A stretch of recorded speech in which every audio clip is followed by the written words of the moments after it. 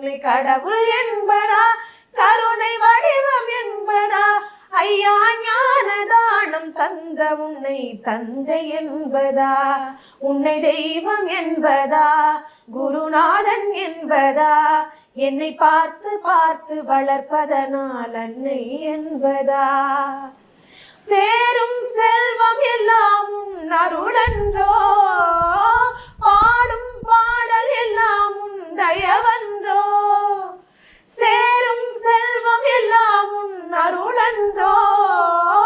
பாடும் பாடல் எல்லாம் உன் தயவன்றோ எந்த நேரமும் உன் நினைவன்றோ எந்த குடும்பமே உன்னை மறக்குமோ